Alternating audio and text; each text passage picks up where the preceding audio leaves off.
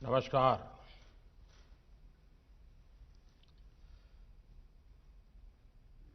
કેમ છે? ગુજરાતમાં ઠંડી વંડી છે કે નહીં?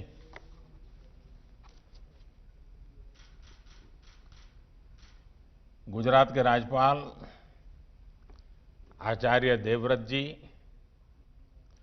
मुख्यमंत्री श्रीमान विजय भाई रूपाणी, विधानसभा स्पीकर श्री राजेंद्र त्रिवेदी जी, केंद्रीय स्वास्थ्य मंत्री डॉक्टर हर्षवर्धन जी, डिप्टी सीएम भाई नितिन पटेल जी, मंत्रिमंडल के मेरे साथी श्रीमान अश्विनी चौबे जी, मनसुख भाई मांडविया, पुरुषोत्तम रूपाला, गुजरात सरकार में मंत्री श्री भूपेंद्र सिंह चुड़ासमा, श्री किशोर कानानी, अन्य सभी मंत्रीगण, सांसदगण, धारासभ्यगण, अन्य सभी महानुभाव, भाइयों और बहनों,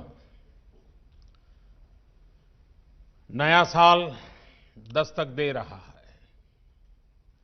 आज देश के मेडिकल इंफ्रास्ट्रक्चर को मजबूत करने वाली एक और कड़ी जुड़ रही है। राजकोट में all India institute of medical sciences का शिलान्यास गुजरात के साथ साथ पूरे देश में स्वास्थ्य और मेडिकल एजुकेशन के नेटवर्क को उसके कारण बल मिलेगा। भाइयों और बहनों, साल 2020 को एक नई नेशनल हेल्थ फैसिलिटी के साथ विदाई देना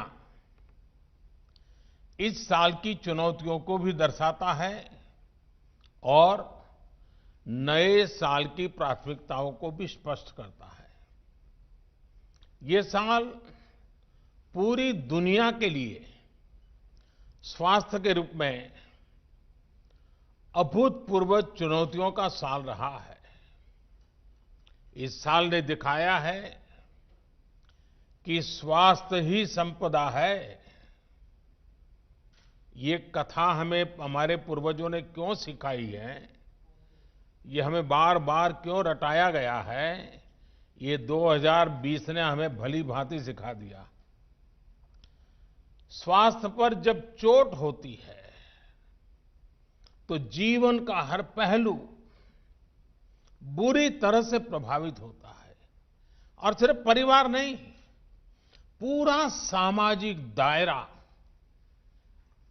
उसकी लपेट में आ जाता है। और इसलिए साल का यह अंतिम दिन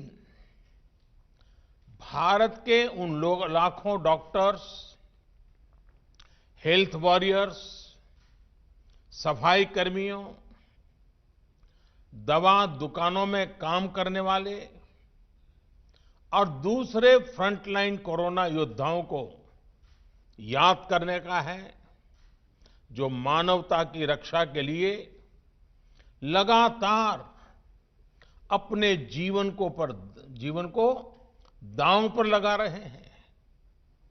कर्तव्य पथ पर जिन साथियों ने अपना जीवन दे दिया है, मैं आज उन सबको आदरपूर्वक नमन करता हूं।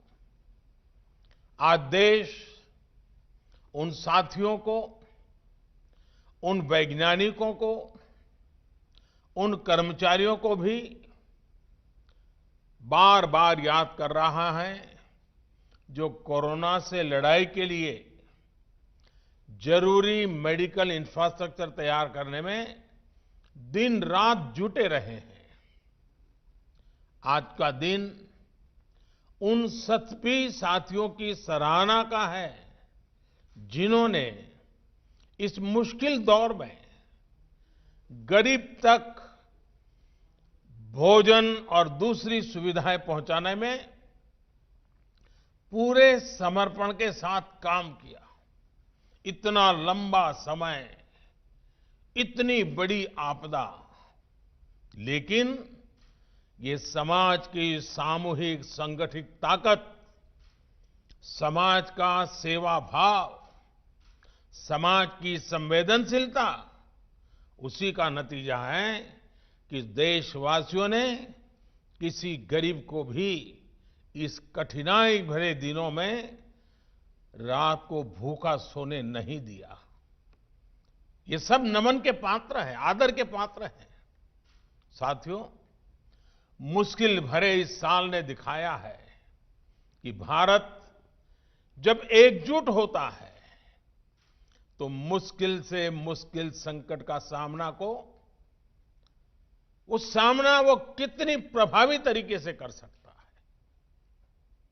भारत ने एकजुटता के साथ जिस प्रकार समय पर प्रभावी कदम उठाए, उसी का परिणाम है कि आज हम बहुत बेहतर स्थिति में हैं।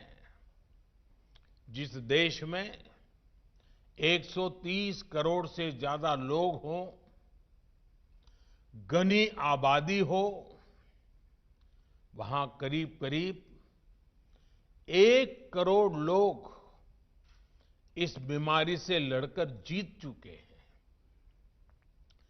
कोरोना से पीड़ित साथियों को बचाने का भारत का रिकॉर्ड दुनिया से बहुत बेहतर रहा है। वहीं अब संक्रमण के मामले में भी भारत लगातार नीचे की तरफ जा रहा है। भाइयों और बहनों, साल 2020 में संक्रमण की निराशा थी, चिंताएं थी, चारों तरफ सवालिया निशान थे। 2020 की वो पहचान बन गई, लेकिन 2021 इलाज की आशा लेकर के आ रहा है। वैक्सीन को लेकर भारत में हर जरूरी तैयारियां चल रही हैं। भारत में बनी वैक्सीन तेजी से हर जरूरी वर्ग तक पहुंचे, इसके लिए कोशिशें अंतिम चरणों में हैं। दुनिया का सबसे बड़ा टीकाकरण अभियान चलाने के लिए भारत की तैयारियां जोरों पर है। मुझे विश्वास है कि जिस तरह बीते साल संक्रमण से रोकने के लिए हमने एकजुट होकर प्रयास किए, उसी तरह टीकाकरण को सफल बनाने के लिए भी पूरा भारत एकजुटता से आगे बढ़ेगा। साथियों, गुजरात में भी संक्रमण को रोकने के लिए और अब टीकाकरण के लिए तैयारियों को लेकर प्रशंसनीय काम हुआ है। बीते 2 दशकों में जिस प्रकार का मेडिकल इंफ्रास्ट्रक्चर गुजरात में तैयार हुआ है, वो एक बड़ी वजह है कि गुजरात कोरोना चुनौती से बेहतर तरीके से निपट पा रहा है। एम्स राजकोट गुजरात के हेल्थ नेटवर्क को और सशक्त करेगा, मजबूत करेगा। अब गंभीर से गंभीर बीमारियों के लिए राजकोट में ही आधुनिक सुविधा उपलब्ध हो रही है। इलाज और शिक्षा के अलावा इससे रोजगार के भी अनेक अवसर तैयार होंगे। नए अस्पताल में काम करने वाले लगभग 5,000 सीधे रोजगार उपलब्ध होंगे। इसके साथ साथ रहन सहन, खाने पीने, ट्रांसपोर्ट, दूसरी मेडिकल सुविधाओं से जुड़े अनेक अप्रत्यक्ष रोजगार भी यहां बनेंगे। और हमने देखा है कि जहां बड़ा अस्पताल होता है तो उसके बाहर एक छोटा शहर ही बस जाता है। भाइयों और बहनों, मेडिकल सेक्टर में गुजरात की इस सफलता के पीछे 2 दशकों का अनवरत प्रयास है। समर्पण और संकल्प है। बीते 6 सालों में पूरे देश में जिस इलाज और मेडिकल एजुकेशन को लेकर जिस स्केल पर काम हुआ है, उसका निश्चित लाभ गुजरात को भी मिल रहा है। साथियों, बड़े अस्पतालों की स्थिति, उन पर दबाव से आप भी भलीभांति परिचित हैं। स्थिति ये थी कि आजादी के इतने दशकों के बाद भी सिर्फ 6 एम्स ही बन पाए थे। 2003 में अटल जी की सरकार ने 6 और एम्स बनाने के लिए कदम उठाए थे। उनके बनाते बनाते 2012 आ गया था, यानी 9 साल लग गए थे। बीते 6 सालों में 10 नए एम्स बनाने पर काम शुरू कर चुके हैं, जिनमें से कई आज पूरी तरह से काम शुरू कर चुके हैं। एम्स के साथ साथ देश में 20 एम्स जैसे ही सुपर स्पेशलिटी हॉस्पिटल्स का निर्माण भी किया जा रहा है। साथियों, साल 2014 से पहले हमारा हेल्थ सेक्टर अलग अलग दिशा में अलग अलग अप्रोच के साथ काम कर रहा था। प्राइमरी हेल्थ केयर का अपना सिस्टम था। गांवों में सुविधाएं न के बराबर थी। हमने हेल्थ सेक्टर में हॉस्पिटल होलिस्टिक तरीके से काम करना शुरू किया। हमने जहां एक तरफ प्रिवेंटिव केयर पर बल दिया, वहीं इलाज की आधुनिक सुविधाओं को भी प्राथमिकता दी। हमने जहां गरीब का इलाज पर होने वाला खर्च कम किया, वहीं इस बात पर भी जोर दिया कि डॉक्टरों की संख्या में तेजी से वृद्धि हो। साथियों, आयुष्मान भारत योजना के तहत देश भर के दूर-दराज के इलाकों में लगभग 1.5 lakh health and wellness centre बनाने के लिए काम तेजी से चल रहा है। अभी तक इनमें से 50,000 सेंटर सेवा देना शुरू भी कर चुके हैं। लगभग 5,000 गुजरात में ही हैं। इस योजना से अब तक देश के करीब 1.5 करोड़ गरीबों को 5 लाख रुपए तक का मुफ्त इलाज मिला है। इस योजना ने गरीब भाई बहनों की कितनी बड़ी मदद की है, इसके लिए एक आंकड़ा मैं देश को बताना चाहता हूं। साथियों, आयुष्मान भारत योजना से गरीबों के लगभग 30,000 करोड़ रुपए से ज्यादा बचे हैं। 30,000 करोड़ रुपए, ये बहुत बड़ा रकम है। आप सोचिए, इस योजना ने गरीबों को कितनी बड़ी आर्थिक चिंता से मुक्त किया है। कैंसर हो, हार्ट की प्रॉब्लम हो, किडनी की परेशानी हो, अनेकों गंभीर बीमारियों का इलाज मेरे देश के गरीबों ने मुफ्त कराया है, और वो भी अच्छी अस्पतालों में। साथियों, बीमारी के दौरान गरीबों का एक और साथी है जन औषधि केंद्र। देश में लगभग 7,000 जन औषधि केंद्र गरीबों को बहुत ही कम कीमत पर दवाइयां उपलब्ध करा रहे हैं। इन जन औषधि केंद्रों पर दवाइयां करीब करीब 90% तक सस्ती होती हैं। यानी 100 रुपए की दवाई 10 रुपए में मिलती है। 3.5 लाख से ज्यादा गरीब मरीज हर रोज इन जन औषधि केंद्रों का लाभ ले रहे हैं। और इन केंद्रों की सस्ती दवाइयों की वजह से गरीबों के हर साल औसतन एवरेज 3600 करोड़ रुपए खर्च होने से बच रहे हैं। आप अंदाजा लगा सकते हैं कि कितनी बड़ी मदद हो रही है।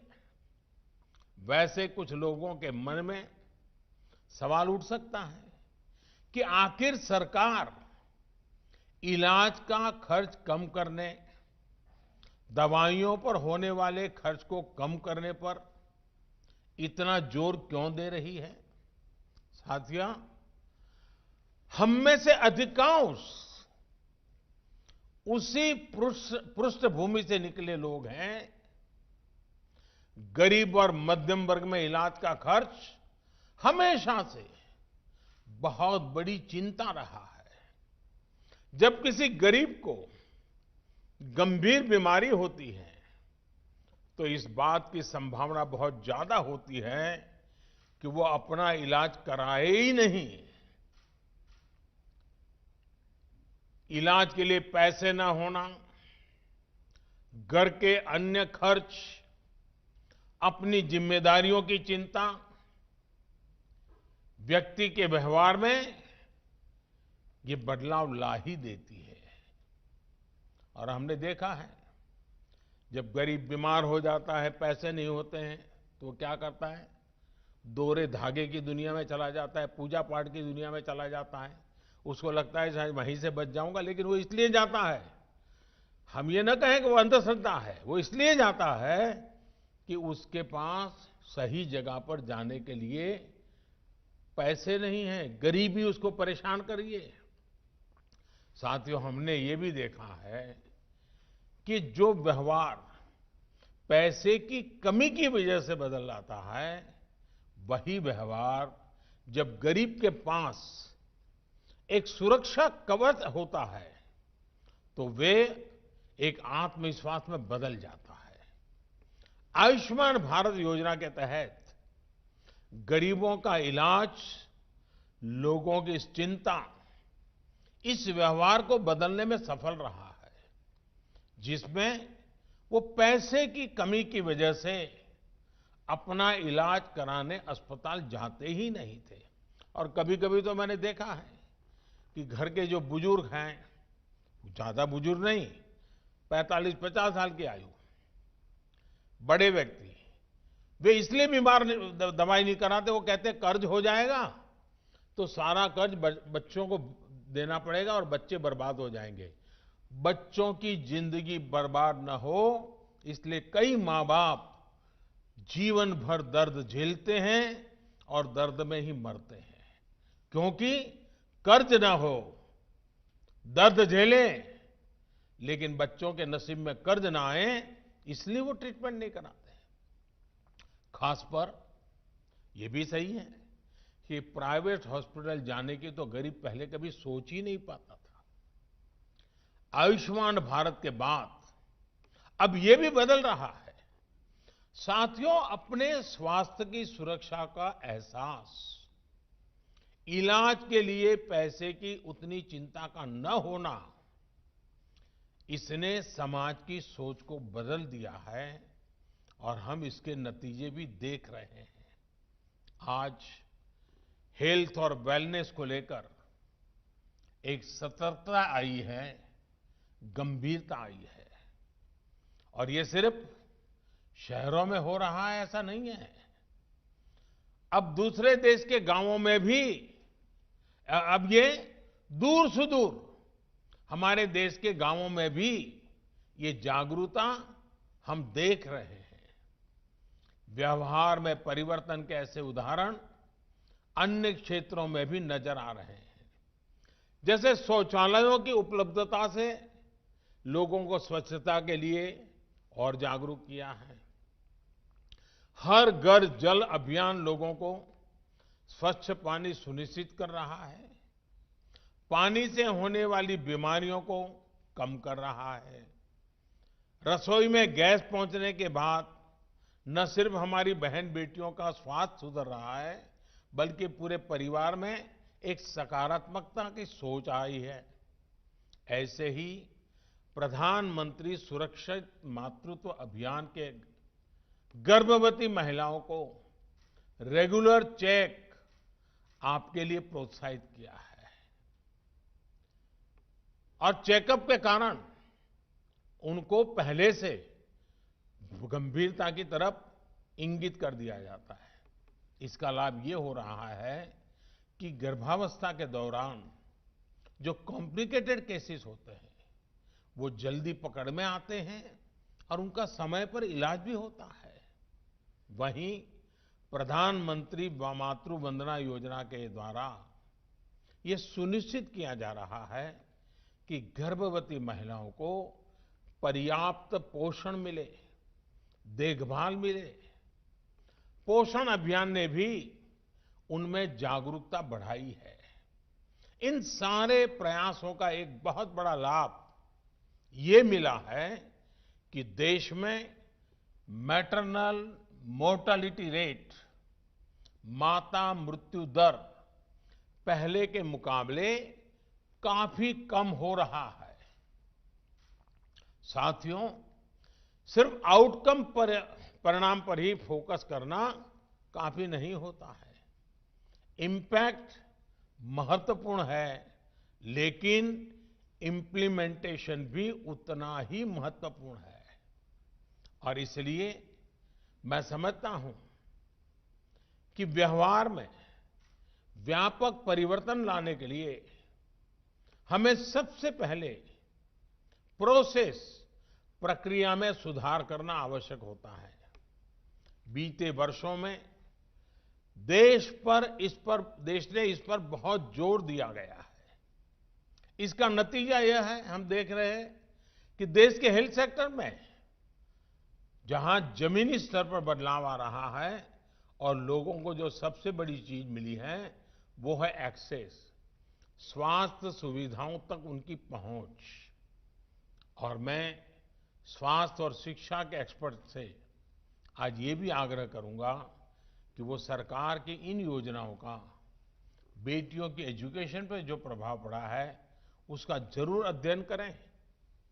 ये योजनाएं, ये जागरूकता एक बड़ी वजह है जो स्कूलों में बेटियों की ड्रॉप आउट रेट में कमी ला रही है।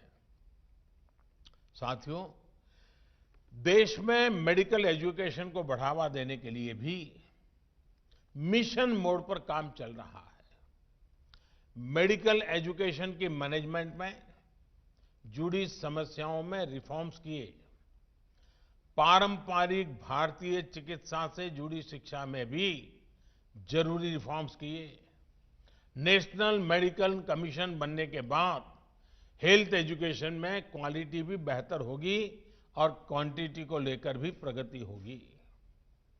ग्रेजुएट्स के लिए नेशनल एग्जिट टेस्ट, उसके साथ साथ 2 साल का पोस्ट एमबीबीएस डिप्लोमा हो या फिर पोस्ट ग्रेजुएट डॉक्टर के लिए डिस्ट्रिक्ट रेसिडेंसी स्कीम हो, ऐसे नए कदमों से जरूरत और गुणवत्ता दोनों स्तर पर काम किया जा रहा है। साथियों, लक्ष्य ये है कि हर राज्य तक एम्स पहुंचे और हर 3 लोकसभा क्षेत्र के बीच में एक मेडिकल कॉलेज जरूर हो। इन्हीं प्रयासों का परिणाम है कि बीते 6 साल में एमबीबीएस के 31,000 नई सीटें और पोस्ट ग्रेजुएट में 24,000 नई सीटें बढ़ाई गई है। साथियों, हेल्थ सेक्टर में भारत जमीनी स्तर पर बड़े परिवर्तन की ओर बढ़ रहा है। अगर 2020 हेल्थ चैलेंजेस का साल था तो 2021 हेल्थ सॉल्यूशंस का साल होने वाला है। 2021 में विश्व स्वास्थ्य को लेकर से और ज्यादा जागरूक होकर समाधानों की तरफ बढ़ेगा। भारत ने भी जिस तरह 2020 में हेल्थ चैलेंजेस में से निपटने में अपना योगदान दिया है, वो दुनिया ने देखा है। मैंने शुरू में इनका जिक्र भी किया है। साथियों, भारत कि ये योगदान 2021 में हेल्थ सॉल्यूशंस के लिए, सॉल्यूशंस की स्केलिंग के लिए महत्वपूर्ण होने वाला है। भारत फ्यूचर ऑफ हेल्थ और हेल्थ ऑफ फ्यूचर दोनों में ही सबसे महत्वपूर्ण रोल निभाने जा रहा है। जहां दुनिया को कॉम्पिटेंट मेडिकल प्रोफेशनल्स भी मिलेंगे, उनका सेवा भाव भी मिलेगा। यहां दुनिया को मास इम्यूनाइजेशन का एक्सपीरियंस भी मिलेगा और एक्सपर्टाइज भी मिलेगी।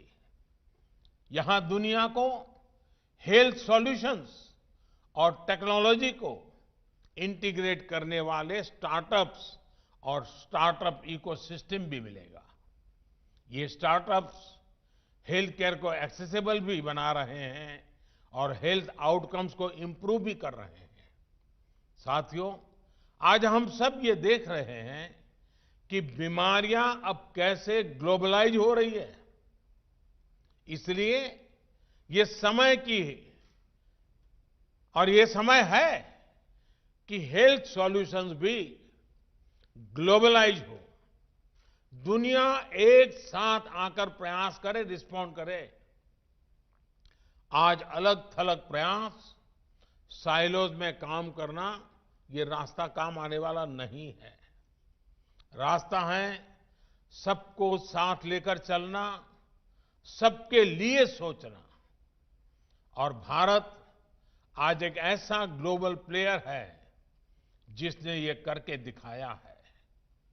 भारत ने डिमांड के मुताबिक एडप्ट, इवॉल्व एंड एक्सपांड करने की अपनी क्षमता को साबित किया है। हम दुनिया के साथ आगे बढ़े, कलेक्टिव एफर्ट्स में वैल्यू एडिशन किया और हर चीज से ऊपर उठकर हमने सिर्फ और सिर्फ मानवता को केंद्र में रखा, मानवता की सेवा की। आज भारत के पास क्षमता भी है और सेवा की भावना भी है। इसलिए भारत ग्लोबल हेल्थ का नर्व सेंटर बनकर उभरा है। 2021 में हमें भारत की इस भूमिका को और मजबूत करना है। साथियों, हमारे यहां कहते हैं, सर्वम अन्य परित्यज्य शरीरम पालयेदतः, यानी सबसे बड़ी प्राथमिकता शरीर के स्वास्थ्य की रक्षा ही है। सब कुछ छोड़कर पहले स्वास्थ्य की ही चिंता करनी चाहिए। नए साल में हमें इस मंत्र को अपने जीवन में प्राथमिकता के साथ उतारना है। हम स्वस्थ रहेंगे तो देश स्वस्थ रहेगा। और हम ये भी जाने, जो फिट इंडिया मूवमेंट चल रहा है वो सिर्फ नौजवानों के लिए ऐसा नहीं है। हर उम्र के लोग ये फिट इंडिया मूवमेंट से जुड़ने चाहिए। और ये मौसम भी फिट इंडिया के अपने मूवमेंट को गति देने के लिए बहुत अच्छा है। कोई परिवार ऐसा ना हो, चाहे योग की बात हो, चाहे फिट इंडिया की बात हो, हमें अपने आप को स्वस्थ रखना ही होगा। बीमार होने के बाद जो परेशानियां होती हैं, स्वस्थ रखने के लिए उतने प्रयत्न नहीं करने पड़ते हैं। और इसलिए फिट इंडिया, इस बात को हम हमेशा याद रखें, अपने आप को फिट रखें, अपने देश को फिट रखें। ये भी हम लोगों का कर्तव्य है। राजकोट के मेरे प्यारे भाइयों बहनों, गुजरात के मेरे प्यारे भाइयों बहनों, ये बात न भूलें कि कोरोना संक्रमण घट जरूर रहा है, लेकिन ये ऐसा वायरस है जो तेजी से फिर चपेट में ले लेता है। इसलिए 2 गज की दूरी, मास्क और सैनिटेशन के मामले में ढील बिल्कुल नहीं देनी है। नया साल हम सभी के लिए बहुत खुशियां लेकर के आए।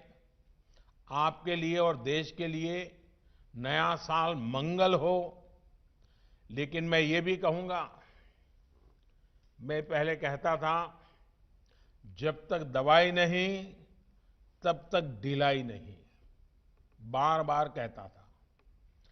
अब दवाई सामने दिख रही है, कुछ ही समय का सवाल है, तो भी मैं कहूंगा,